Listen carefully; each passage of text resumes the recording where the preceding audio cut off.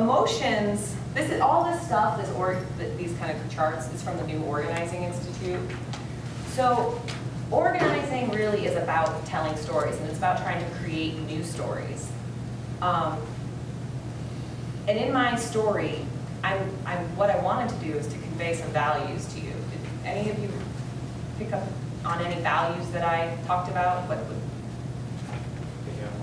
family? Perseverance. Yep. Character. Yep. Commitment to community. Mm-hmm. Anything else? Education. Education. What about freedom and justice? Freedom, that's a big word. So, you know, when I talk about that stuff, like, it's emotional for me because I love my grandmother, right? And I want you all to try to feel those values that I have through the story.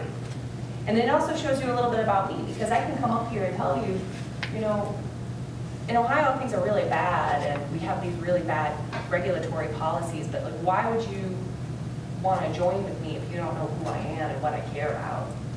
So that, you know, emotions, values, shared values are supposed to lead to action. So now, again. And we talk about stories are also supposed to help move people, because I think a lot of people, when you talk about an issue so big, like oil and gas, like fracking, like environmental justice, I do a lot of work in Columbiana County. And I don't know how much any of you all know about Columbiana County, but they have an incinerator in the south, hazardous waste incinerator in the south, East Liverpool. They got a Superfund site up north in Salem, in East Chemical, where they made Agent Orange. And the place is just, you know, extremely high rates of cancer, both ends of the county. And they have been through steel, they have been through coal, and these folks are, they know that they have been taken advantage of a lot of people. But in my experience, I've talked to so many people that just say, well, this is the way it is, you can't change it. You know, have any of you experienced any of these stagnant emotions in your work or with any groups, or want to share a quick story about it? Anybody? You're nodding. Well, it's pretty much typical of people. Mm-hmm. They've got to the point where they're complacent with it. Yeah. And you can't change their mind. Yeah, and I think it's kind of, Columbiana County isn't unique. I mean, I think that happens in a lot of Ohio. The whole state has been through some really difficult times, and we've kind of, you know, it's almost like, I think of it almost as like statewide economic PTSD. Yeah. You know, we have had our industrial base shrink so quickly that now when this opportunity jobs comes along, we're just like, yes, go. Yeah. And the feeling that the corporations are just going to be able to do what they want.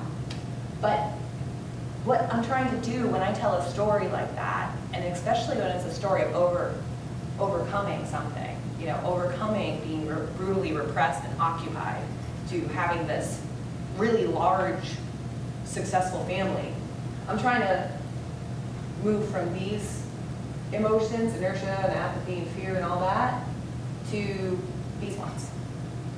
So, okay. So, has anyone seen a movie lately? Or read a book or anything that sticks out in your mind? The fracking, I forget the name of the No, just like a movie. It doesn't have to be about fracking. Okay. Well, that's the last movie I saw, so.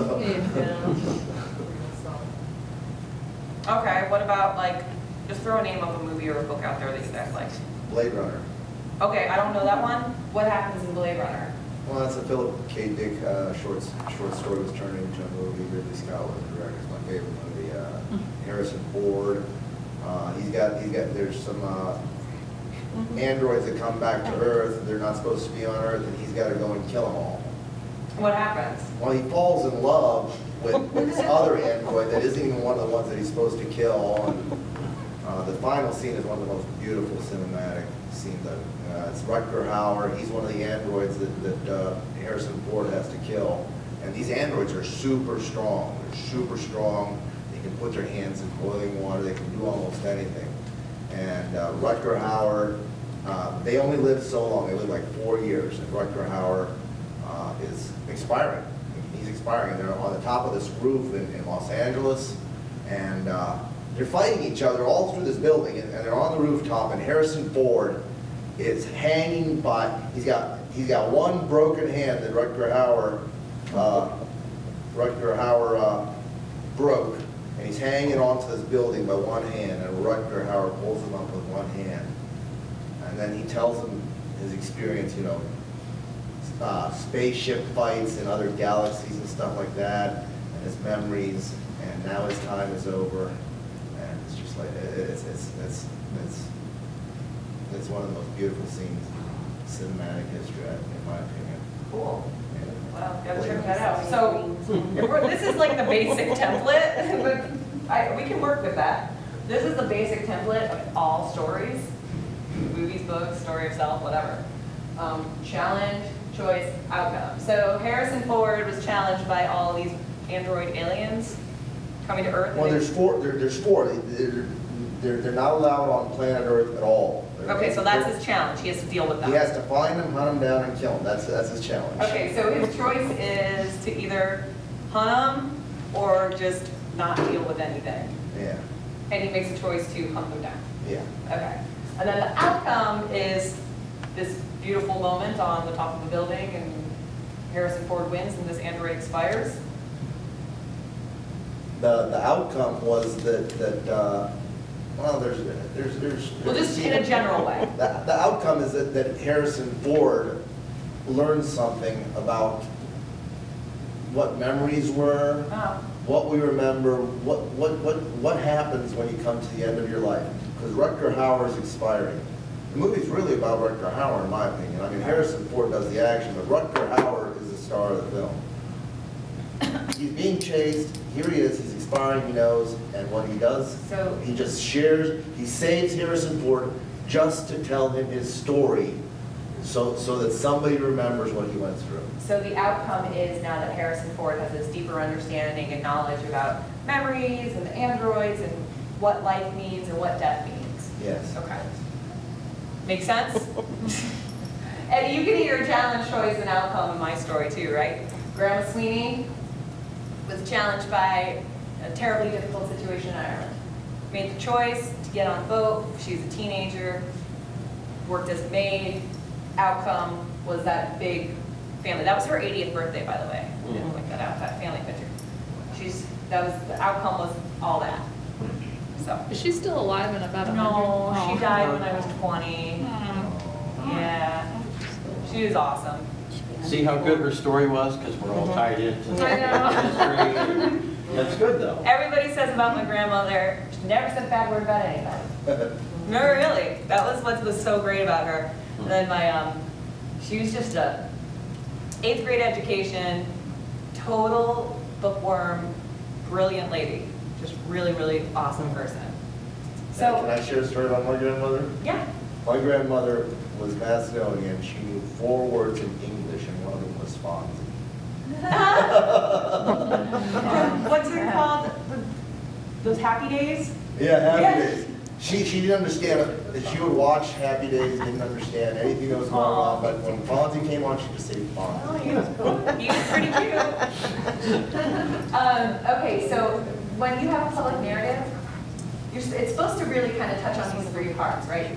Self, that invites others to be in a relationship with you. So that's me talking about my grandmother, showing you a little bit about myself, what I care about. Us. When I talked about what I saw in Portage County, what happened with the man in Noble County that I know, that was really talking about, Ohio, us as Ohioans, what's going on. Now, okay, so we have a situation where corporations have taken over our government, and it's resulting in some really dangerous environmental practices. If we want to do something, we have to do it now. Does that make sense? Yeah. self, us now. Okay. Okay, I have another example for you guys. If we have an internet down here, do we? Yeah. Okay, this is only like a 3-minute video. Oh. Is that connected to Wi-Fi? Do you sign on Well, it's Well, not a big actually- deal if we can't open it up. It's, I mean, you can all watch it on YouTube. It's just Elizabeth Warren's story. She talks about, you know, her life. I think she grew up in Oklahoma, and, you know, her parents, I don't be confusing this with Barack Obama's. 2 good examples of story of self. Her, this is just like a 3-minute video, and then Obama's 2004 speech at the convention. Those are 2 really good examples. I was gonna see if I could get you on our wireless. Yeah, we're almost done. Oh, so you don't wanna take the time, it's okay. Oh, I was wait. just gonna see if I could find. I'll look them up the signal. and send out the links. Yeah, okay. Because we're at about Okay. 6:40 now. Yeah, it's not, All right. it's not a huge deal. Okay. Just watch it. It's a good example. I'm and sorry, I the- did not mean to turn the page on you like. Oh, that's it.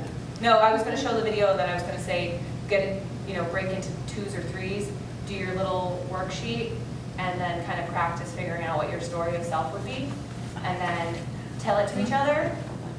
Can we do this in like 15 minutes? And then a couple people volunteer to tell their story of self. Everyone on board? Okay. Does everyone have worksheets? I have trouble, I'm a little English. I Okay. have trouble writing stuff down, but. Oh, I'm done talking. I'm done talking. It's now worksheet time.